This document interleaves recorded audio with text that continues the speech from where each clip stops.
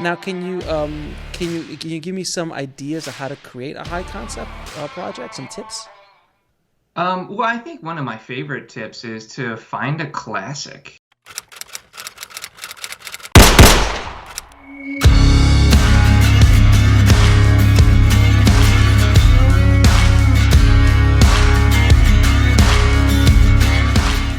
And then put a nice twist on it. And that is a good way to get into a high concept with something that's original, but yet put your own spin on it. Like I think of what was the one with Chris Hemsworth and Snow White? It's like Snow White and the Oh yeah, Huntsman. yeah, the You Huntsman, know? or Yeah.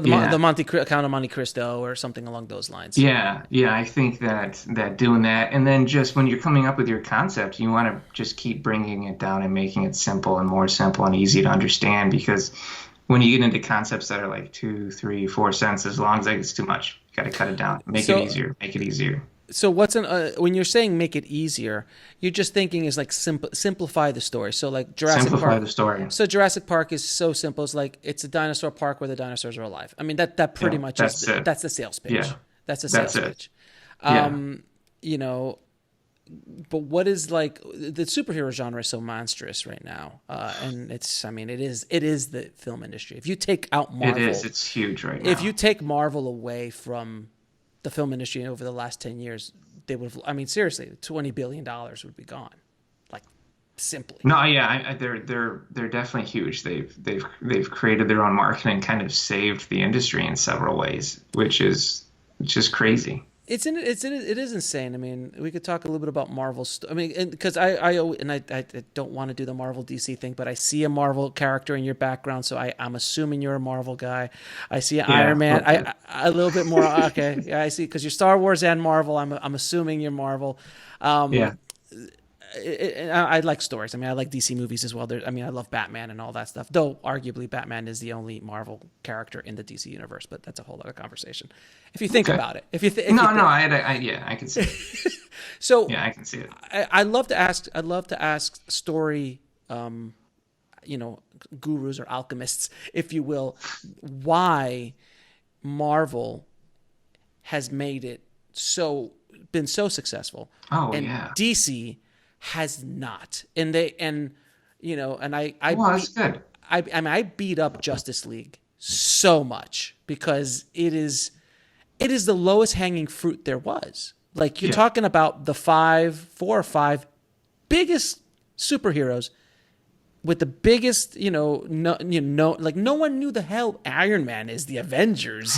Like I these were know. all BC He was a B characters. character, and they nailed. I mean, but you got to look at the casting, though. I mean, No, but it's the he owned casting. that character. Oh no, Yeah. there's Thor, like Black Widow. Like, are you kidding me? Like Hawkeye. Like all the work that had to be built to build up that entire movie, where literally all you had to say is, Batman, Superman, and Wonder Woman are going to be in this movie.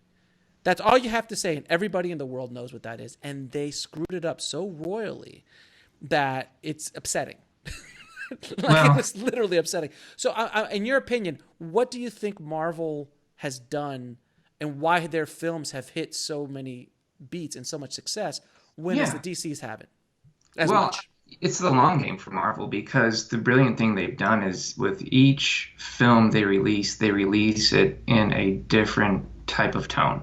So you'll have, Captain America Civil War is more like a World War II film. Mm-hmm. I'm sorry, is more like a spy thriller, whereas Captain America was more like, World War II. But then you have Thor Ragnarok, that's obviously a comedy. So they keep releasing it and they change it up. Was that? A psychedelic comedy. Yeah, it's The awesome. colors, and it was just Oh my, it's amazing. vibrant. Yeah, I mean, so they keep changing it up, And the Marvel movies that don't do well are the Marvel movies where they don't have that really interesting new type of tone where it freshens it up. Whereas DC, they kind of kept trying to just imitate, the Dark Knight and go dark and dark and dark. And the audience kind of got tired of it. And so by the time they brought, Wonder Woman and Aquaman in, I think it was too late because they were changing up the tone there a bit. And then they just leaped right into the Justice League, but the groundwork wasn't laid the way it needed to be. So you get a film that tonally is all over the place. It's dark and somber, but then it's funny, and then it's a buddy comedy, but we don't really know the characters and their relationships aren't really that well defined. So I actually think about this a lot, and I feel that DC is better suited for television. I think if they were given a bit longer of a game on television, I think they would be far more successful. And Marvel will continue to be rocking out these films in their phase. What are they in phase 20 now? Phase Three. three or Yeah, four. I think it's phase 4. yeah. I think it's phase And 4. and you're going to see more and more various genres coming out. I think with that Black Widow, it's going to be another spy thriller, and you'll see really cool stuff like that. I mean, they're bringing in Shang-Chi, right? So that's going to be like a kung fu action film. It's totally different. I mean, when's the last time you see that? I mean, So I and think also, that's it. and also Natalie Portman's going to be the new Thor eventually.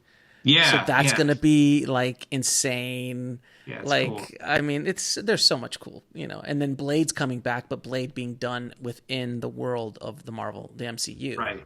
Right. And they're talking about bringing Deadpool in, so that could be really Oh, interesting. we haven't even talked about X-Men, Deadpool, Wolverine with fighting alongside. Like we haven't even spoken about Fantastic Four and all these other. Yeah. Oof. Oh God, X-Men, and maybe we'll finally get a real Fantastic Four movie.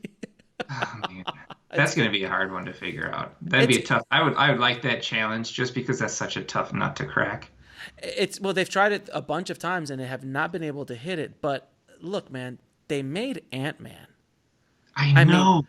They made Ant-Man. They made Which is a heist film, right? Which is a heist film. Yeah, heist film. Both of them. But and Wasp is kind of like a romantic heist film. Like a exactly. will they, won't they?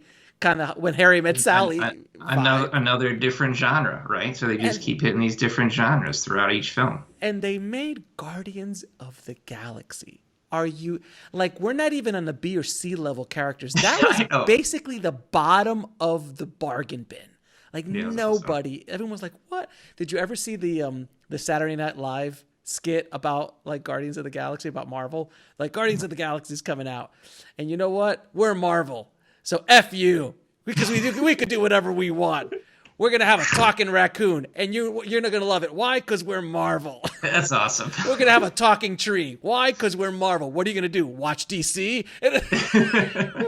It's just brilliant. It's a brilliant skit. All right, so we've gone off this. I've gone on the tangent. I do those tangents every once in a while with the Marvel stuff. All right. But we'll get back we'll get back to the screenwriting.